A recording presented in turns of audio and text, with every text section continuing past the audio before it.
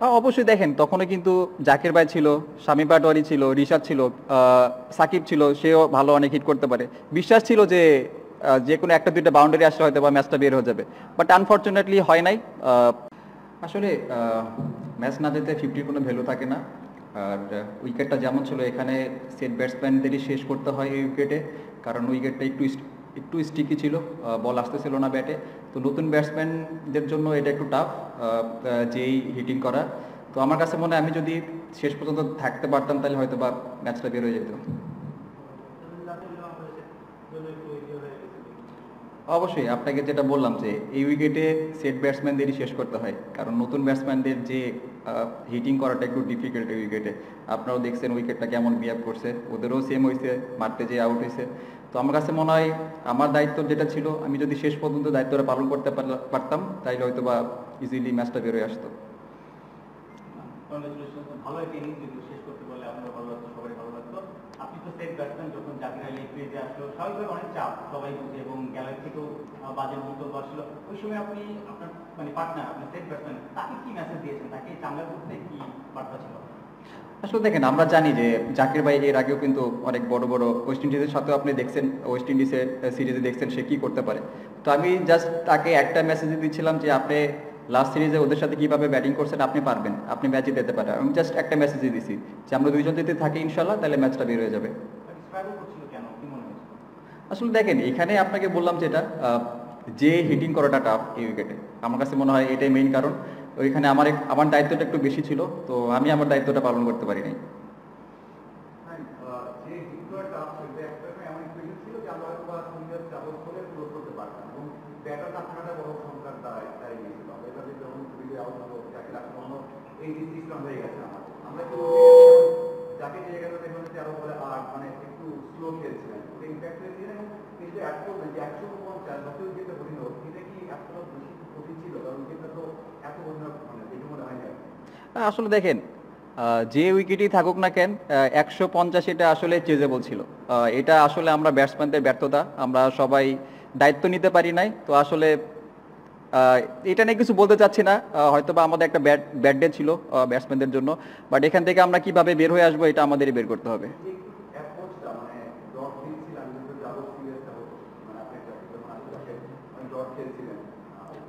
এই জায়গাটা যদি আমরা একটু ডট বলসটা মিনিমাইজ করতে পারতাম তাহলে হয়তো বা আমাদের চাপটা একটু কম হইতো, বাট হয় নাই।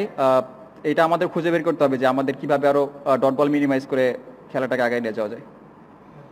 শুধু ম্যাচ হারা বা রান করতে না পারার বিষয় না, মানে যে ওয়েতে ব্যাটসম্যানরা স্ট্রাগল করতেছেন, আপনি হয়তো অনেক সময় স্ট্রাগল করতে দেখতেছেন পাকিস্তানের সঙ্গে, সেটা লাস্ট ম্যাচটায় বা আজকের ম্যাচটা তো মানে তাকে যেভাবে স্ট্রাগল করলেন বা অন্য ব্যাটসম্যানরা যেভাবে স্ট্রাগল করলেন, সেই দিকে একটু অ্যালার্মিং কিনা? মানে ব্যাটসম্যানরা যেভাবে স্ট্রাগল করছে বা রান করার জন্য যে একটা ফাস্ট পাস দেখা যায় উইকেটে, সেইটা কি একটু অ্যালার্মিং কিনা টিমের জন্য? মিডল অর্ডারে এটা একটু বেশি হচ্ছে। হয়তো বা আমাদের জন্য একটা খারাপ সময় যাচ্ছে, আমরা কনসিস্টেন্সি এভাবে ব্যাটসম্যানরা ক্লিক করতে পারতেছি না। তো আমাদের খুঁজে বের করতে হবে যে আমরা কিভাবে কনসিস্টেন্ট হতে পারি আরো, এবং কিভাবে এই মিডল ওভারগুলোতে আরো ডট বলসের সংখ্যা কমায় কিভাবে আরো স্ট্রাইক রোটেট করে খেলাটাকে বড় করতে পারি। তো এটাই আমাদের সবাই বসে খুঁজে বের করতে হবে সবাইকে।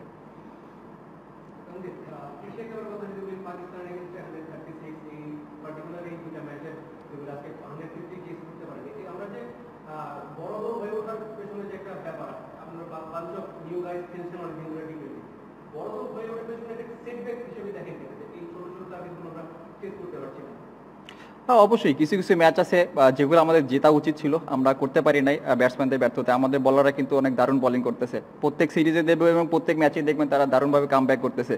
তো আসলে এটা আমাদের ব্যাটসম্যানদের ব্যর্থতা। আর আমি এত ব্যর্থতাও দেখি না, কারণ দেখেন যে লাস্ট কয়েকটা সিরিজ, 3-4টা সিরিজ কিন্তু আমরা জিতছি, আমাদের হোমে বলেন অ্যাওয়েতে বলেন, আমরা কিন্তু টি-20তে সিরিজ জিতছি লাস্ট কয়েকটা সিরিজ। এখানে আমরা লুজ করলাম।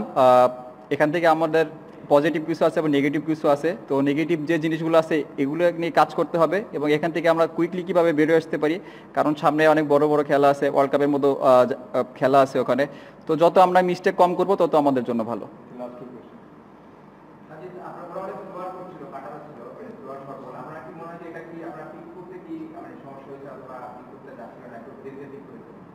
আসলে উইকেটটা এমন ছিল, বল ব্যাটে আসতেছিল না, তো আমাদের কিছু ওয়েট করতে হয়েছে।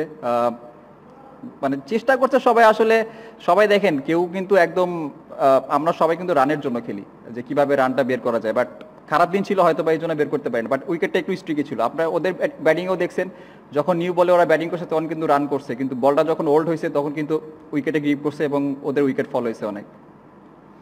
আমরা তো দ্বিপাক্ষিক সিরিজ জিততে পারছি, এবং দেশে বিদেশে সব জায়গাতে, কিন্তু বৈশ্বিক টুর্নামেন্ট, ইভেন এশিয়া কাপের মতো টুর্নামেন্ট আমরা এখনো জিততে পারিনি, বা ফাইনাল হিসেবে কম্পিটিটিভ ক্রিকেট খেলতে পারিনি।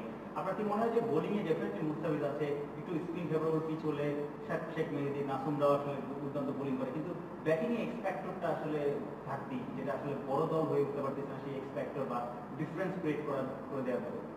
আমাদের যে বোলিং ডিপার্টমেন্টটা আছে ওয়ার্ল্ড ক্লাস বোলিং ডিপার্টমেন্ট, আপনি যে উইকেটে দেখেন না কেন তারা কিন্তু অনেক কমের মধ্যে বিপক্ষ টিমকে আটকাই দিচ্ছে।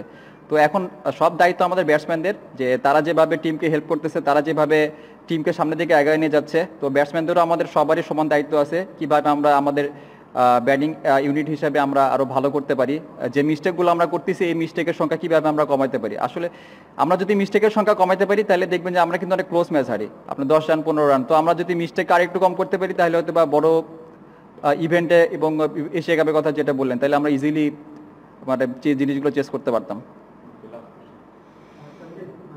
শুরু থেকে না হলেও আপনি যখন আউট হয়েছিলেন 3 ওভার 33 রান লাগতো, ওই টাইমটাতে টিমের বিশ্বাসটা কেমন ছিল যে এই ম্যাচটাকে যেতে যাবে কিনা? মানে ওই সময় আপনাদের টিমের মধ্যে কেমন কথা ছিল, বা আপনি রাগ আউটে ছিলেন তখন মনে হচ্ছিল যে জিততে পারি?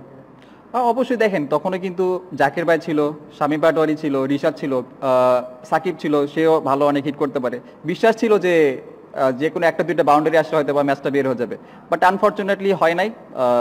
তো সামনে ম্যাচে আমরা আরো কিভাবে ভালো করতে পারি এটাই আমাদের নিয়ে কাজ করতে হবে। Thank you.